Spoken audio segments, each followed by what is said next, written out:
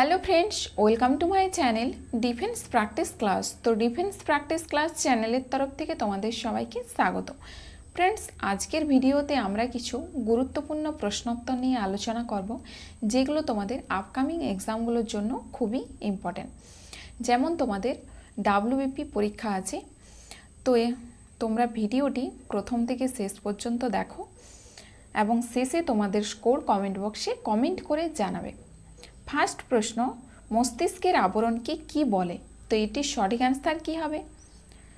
তো সঠিক অ্যান্সারটি হয়ে যাবে মস্তিষ্কের আবরণকে বলা হয় মেনিনজেস।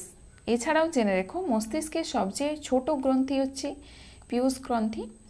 আর মানুষের মস্তিষ্কের সবচেয়ে বাইরের অংশকে কি বলা হয়? তো বাইরের অংশকে বলা হয় প্রমস্তিষ্ক, যাকে আমরা সেরিব্রাম বলি। পরের প্রশ্ন, ভোজনের পাচন কোন প্রকার অভিক্রিয়া? তো এটির সঠিক অ্যান্সার কি হবে? তো সঠিক অ্যান্সারটি হয়ে যাবে উপচয়ন। উপচয়নকে কি বলা হয়? উপচয়নকে বলা হয় অক্সিডেশন রিঅ্যাকশন। পরের প্রশ্ন, পৃথকীকরণের নিয়ম কে দিয়েছিলেন? তো এটির সঠিক অ্যান্সার কি হবে? তো সঠিক অ্যান্সারটি হয়ে যাবে ম্যান্ডেল। একে কি বলা হয়? একে বলা হয় law of segregation. Law of segregation বলা হয়। পরের প্রশ্ন, মানব শরীরে ইনসুলিন কোথায় উৎপন্ন হয়? তো এটির সঠিক অ্যান্সার কি হবে? তো সঠিক অ্যান্সারটি হয়ে যাবে অগ্ন্যাশয়ে উৎপন্ন হয়। অগ্ন্যাশয়কে আমরা প্যানক্রিয়াস বলি। পরের প্রশ্ন, দিল্লি কোন নদীর তীরে অবস্থিত? তো এটির সঠিক অ্যান্সার কি হবে? তো সঠিক অ্যান্সারটি হয়ে যাবে দিল্লি হচ্ছে যমুনা নদীর তীরে অবস্থিত। পরের প্রশ্ন, নিম্নলিখিত কোন শহর গঙ্গা নদীর তীরে অবস্থিত নয়? কোন শহর গঙ্গা নদীর তীরে অবস্থিত নয়? তো এটির সঠিক অ্যান্সার কি হবে? তো সঠিক অ্যান্সারটি হয়ে যাবে গঙ্গা নদীর তীরে অবস্থিত নয় হচ্ছে দিল্লি। ইবাইকো এর ব্র্যান্ড অ্যাম্বাসেডর কে হয়েছেন? তো এটির সঠিক অ্যান্সার কি হবে? তো সঠিক অ্যান্সারটি হয়ে যাবে হরভজন সিং। পরের প্রশ্ন, হরমোন শব্দের নামকরণ কে করেছিল? তো এটির সঠিক অ্যান্সার কি হবে? তো সঠিক অ্যান্সারটি হয়ে যাবে হরমোন শব্দের নামকরণ করেছিল বেলিস এবং স্টারলিন।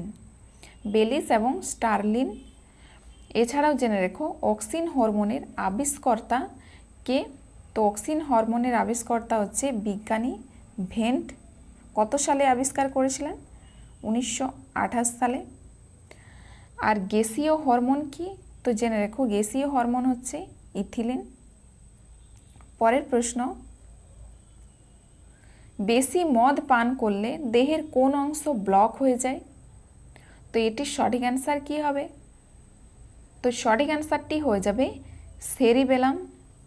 এছাড়াও জেনে রেখো শরীরের ভারসাম্য বজায় রাখে মস্তিষ্কের কোন অংশ? তো cerebellum. WWF world wide fund এর ব্র্যান্ড অ্যাম্বাসাডর কে হয়েছেন? তো এটির সঠিক অ্যান্সার কি হবে? তো সঠিক অ্যান্সারটি হয়ে যাবে বিশ্বনাথ আনন্দ। এছাড়াও জেনে রেখো লেভিসের ব্র্যান্ড অ্যাম্বাসেডর কে হয়েছেন? তো দীপিকা পাডুকোন হয়েছেন। পরের প্রশ্ন, নিম্নলিখিত কোন হরমোন গ্যাসীয় রূপে পাওয়া যায়? তো এটির সঠিক অ্যান্সার কি হবে? তো সঠিক অ্যান্সারটি হয়ে যাবে গ্যাসীয় রূপে পাওয়া যায় ইথিলিন। পাঞ্জাবের করোনা টিকাকরণের ব্র্যান্ড অ্যাম্বাসেডর কে হয়েছেন? তো এটির সঠিক অ্যান্সার কি হবে? তো সঠিক অ্যান্সারটি হয়ে যাবে সোনু সুদ। এছাড়াও জেনে রেখো স্পাইস মানির ব্র্যান্ড অ্যাম্বাসেডর কে হয়েছেন? তো স্পাইস মানির ব্র্যান্ড অ্যাম্বাসেডর হয়েছেন সোনু সুদ। পরের প্রশ্ন, শরীরে কোন ভাগে পিত্ত তৈরি হয়? তো এটির সঠিক অ্যান্সার কি হবে? তো সঠিক অ্যান্সারটি হয়ে যাবে যকৃতে। পরের প্রশ্ন, পৃথিবী ও সূর্যের মধ্যে সবচেয়ে অধিক দূরত্ব কোন তিথিতে হয়? তো এটির সঠিক অ্যান্সার কী হবে? তো সঠিক অ্যান্সারটি হয়ে যাবে 4 জুলাই। আর সবচেয়ে কম হয় 3 জানুয়ারি। পরের প্রশ্ন, মানব শরীরে পিত্ত কোথায় সঞ্চিত হয়? তো এটির সঠিক অ্যান্সার কী হবে? তো সঠিক অ্যান্সারটি হয়ে যাবে পিত্তাশয়ে। পরের প্রশ্ন, সত্যমেব জয়তে কোন উপনিষদ থেকে নেওয়া হয়েছে? তো এটির সঠিক অ্যান্সার কী হবে? তো সঠিক অ্যান্সারটি হয়ে যাবে মুন্ডক উপনিষদ থেকে নেওয়া হয়েছে। রাষ্ট্রীয় যুব দিবস কবে পালিত হয়? তো এটির সঠিক অ্যান্সার কী হবে? তো সঠিক অ্যান্সারটি হয়ে যাবে 12 জানুয়ারি রাষ্ট্রীয় যুব দিবস পালিত হয়। পরের প্রশ্ন, রাষ্ট্রীয় পক্ষী দিবস কবে পালিত হয়? তো এটির সঠিক অ্যান্সার কী হবে?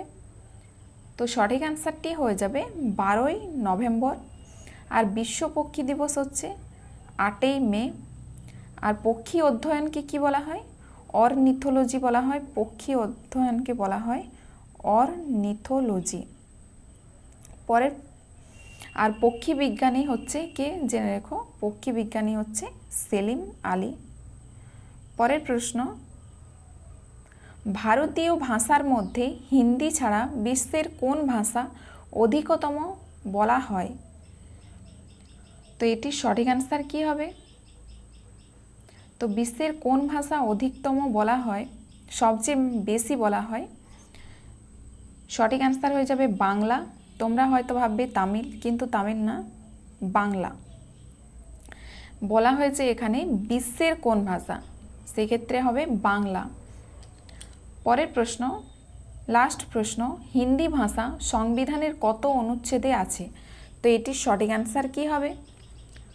তো সঠিক অ্যান্সারটি হয়ে যাবে হিন্দি ভাষা আছে সংবিধানের 343 থেকে 352 অনুচ্ছেদে আছে। এছাড়াও জেনে রেখো তোমরা, হিন্দি ভাষা ভারতে কত পার্সেন্ট বলা হয়? তো 40% বলা হয় হিন্দি ভাষা। তো ফ্রেন্ডস, আজকের ভিডিও এখানেই শেষ। ভিডিওটি যদি তোমাদের ভালো লেগে থাকে তাহলে অবশ্যই লাইক করবে এবং বন্ধুদের সাথে শেয়ার করবে। ধন্যবাদ।